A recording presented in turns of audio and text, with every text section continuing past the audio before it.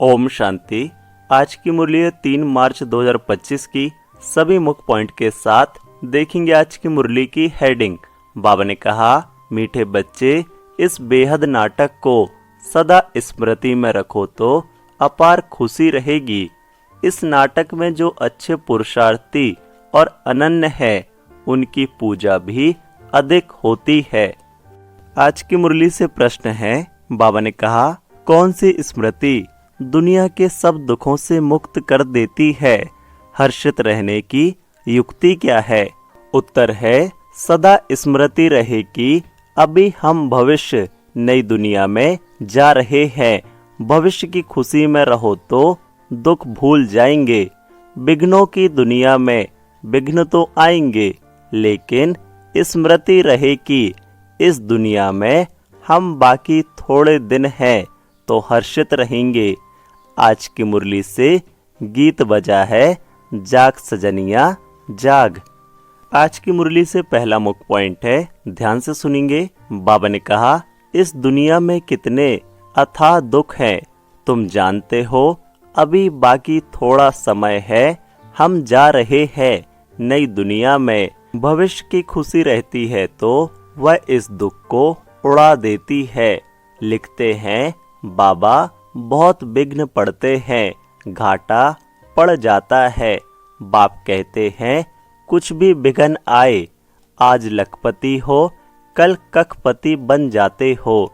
तुमको तो भविष्य की खुशी में रहना है ना। यह है ही रावण की आसुरी दुनिया।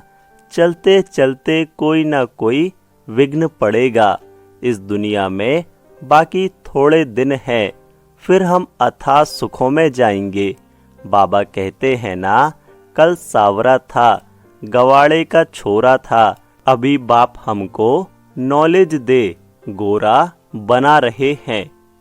मुरली से दूसरा मुख्य पॉइंट है। बाबा ने कहा, यहाँ तुम भल सफेद वस्त्र पहनकर रहते हो, लेकिन रंगीन कपड़े पहनने वाले उस ड्रेस में भी बहुतों का कल्याण कर सकते हैं।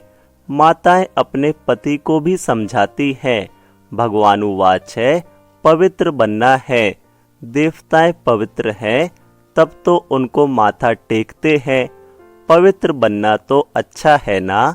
अभी तुम जानते हो सृष्टि का अंत है। जास्ती पैसे क्या करेंगे? आजकल कितने डांके लगते हैं, रिश्वतखोरी कितनी लगी पड़ी है। यह अभी के लिए गायन है। किनकी दबी रहेगी धूल में, सफल होगी उसकी जो धनी के नाम खर्चे। धनी तो अभी सम्मुख है। मुरली से तीसरा मुख्य पॉइंट। बाबा ने बच्चों के लिए कहा, जो कुछ पैसे हैं भारत को स्वर्ग बनाने के लिए खर्च करते रहते हैं। अपने पेट को भी पट्टी बांधकर कहते, बाबा हमारी एक ईंट भी इसमें लगा दो तो वहां हमको महल मिल जाएंगे। कितने समझदार बच्चे हैं। पत्थरों के इवज में सोना मिलता है। समय ही बाकी थोड़ा है। तुम कितनी सर्विस करते हो। प्रदर्शनी मेले बढ़ते जाते हैं। सिर्फ बच्चियां तीखी हो जाएं, बेहद के बाप का बनती नहीं है, मोह छोड़ती नहीं है। बाप कहते हैं, हमने तुमको स्वर्ग में भेजा था, अब फिर तुमको स्वर्ग के लिए तैयार कर रहे हैं। अगर श्रीमत पर चलेंगे तो ऊंच पद पाएंगे। यह बातें और कोई समझा ना सके। मुरली से चौथा मुख्य पॉइंट है, ध्यान से सुनेंगे। बाबा ने कहा, आगे चल तुम बहुत साक्षात्कार करेंगे। मनुष्य दुख में त्राही त्राही करते रहेंगे, तुम खुशी में ताली बजाते रहेंगे। हम मनुष्य देवता बनते हैं तो जरूर नई दुनिया चाहिए। उसके लिए यह विनाश खड़ा है। यह तो अच्छा है ना। मनुष्य समझते हैं आपस में लड़े नहीं, पीस हो जाए बस, परंतु यह तो ड्रामा में नूंद है। दो बंदर आपस में लड़े, मक्खन बीच में तीसरे को मिल गया। तो अब बाप कहते हैं, मुझ बाप को याद करो और सभी को रास्ता बताओ। मुरली से 5वां मुख्य पॉइंट है, बाबा ने कहा, हमको तो तन मन धन से भारत को जरूर स्वर्ग बनाना है, सब कुछ बाप पर स्वाहा करेंगे। तुम बच्चे जानते हो हम श्रीमत पर इस भारत की रूहानी सेवा कर रहे हैं। तुम्हारी बुद्धि में है कि हम अपना राज्य फिर से स्थापन कर रहे हैं। बाप कहते हैं ये रूहानी हॉस्पिटल कम यूनिवर्सिटी 3 पैर पृथ्वी में खोल दो, जिससे मनुष्य एवर हेल्दी वेल्दी बने। 3 पैर पृथ्वी के भी कोई देते नहीं हैं। कहते हैं बीके जादू करेंगी, बहन भाई बनाएंगी। तुम्हारे लिए ड्रामा में युक्ति बड़ी अच्छी रखी हुई है। बहन भाई कुदृष्टि रख नहीं सकते। आजकल तो दुनिया में इतना गंद है, बात मत पूछो। तो जैसे बाप को तरस पड़ता है, ऐसे तुम बच्चों को भी पढ़ना चाहिए। मुरली से 6वां मुख्य पॉइंट है, बाबा ने कहा, जैसे बाप नरक को स्वर्ग बना रहे हैं, ऐसे तुम रहमदिल बच्चों को भी बाप का मददगार बनना है। पैसा है तो हॉस्पिटल कम यूनिवर्सिटी खोलते जाओ। इसमें जास्ती खर्चे की तो कोई बात ही नहीं है। सिर्फ चित्र रख दो। जिन्होंने कल्प पहले ज्ञान लिया होगा उनका ताला खुलता जाएगा, वह आते रहेंगे। कितने बच्चे दूर दूर से आते हैं पढ़ने लिए। बाबा ने ऐसे भी देखे हैं। रात को एक गांव से आते हैं, सवेरे सेंटर पर आकर झोली भरकर जाते हैं। झोली ऐसी भी ना हो जो बहता रहे, वह फिर क्या पद पाएंगे। मुरली से 7वां मुख्य पॉइंट है, मातेश्वरी जी के अनमोल महावाक्य। परमात्मा गुरु टीचर पिता के रूप में भिन्न भिन्न संबंध का वर्षा देता है। देखो परमात्मा 3 रूप धारण कर वर्षा देता है।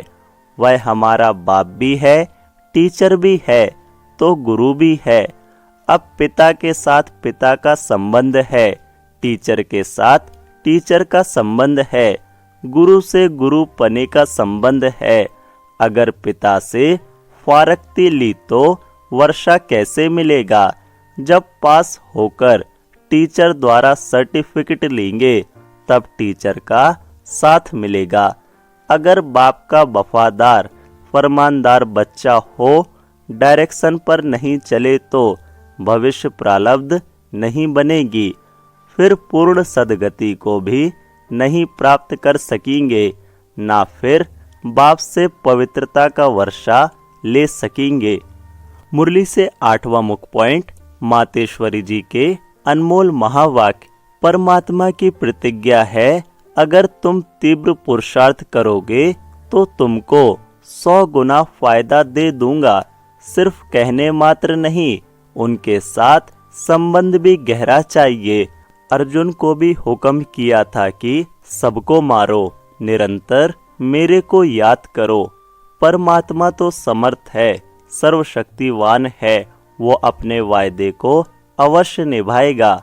मगर बच्चे भी जब बाप के साथ तोड़ निभाएंगे, जब सबसे बुद्धि योग तोड़ एक परमात्मा से जोड़ेंगे, तभी उनसे संपूर्ण वर्षा मिलेगा। धारणा के लिए मुख्य सार है, पहला, समझदार बन अपना सब कुछ धनी के नाम पर सफल करना है।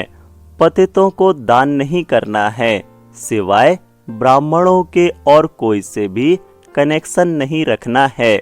दूसरा, बुद्धि रूपी झोली में कोई ऐसा छेद ना हो जो ज्ञान बहता रहे।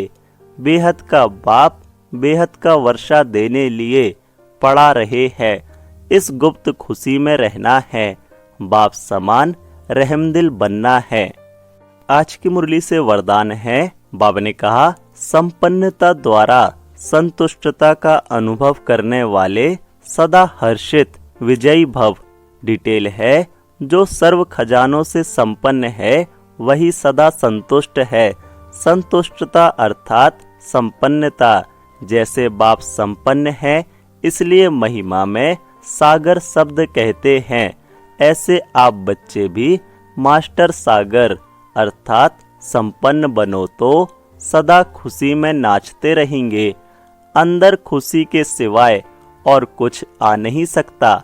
स्वयं संपन्न होने के कारण किसी से भी तंग नहीं होंगे। किसी भी प्रकार की उलझन या विघ्न एक खेल अनुभव होगा। समस्या मनोरंजन का साधन बन जाएगी। निश्चय बुद्धि होने के कारण सदा हर्षित और विजय होंगे। आज की मुरली से स्लोगन है, बाबा ने कहा, नाजुक परिस्थितियों से घबराओ नहीं, उनसे पाठ पढ़कर स्वयं को परिपक्व बनाओ। अब व्यक्ति सारे सत्यता और सभ्यता रूपी कल्चर को अपनाओ। बाबा ने कहा, जोश में आकर यदि कोई सत्य को सिद्ध करता है तो जरूर उसमें कुछ ना कुछ असत्यता समाई हुई है। कई बच्चों की भाषा हो गई है, मैं बिल्कुल सच बोलता हूँ, 100% सत्य बोलता हूँ, लेकिन सत्य को सिद्ध करने की आवश्यकता नहीं है। सत्य ऐसा सूर्य है जो छिप नहीं सकता। चाहे कितनी भी दीवारें कोई आगे लाए, लेकिन सत्यता का प्रकाश कभी छिप नहीं सकता। सभ्यता पूर्वक बोल, सभ्यता पूर्वक चलन, इसमें ही सफलता होती है। अच्छा, ओम शांति।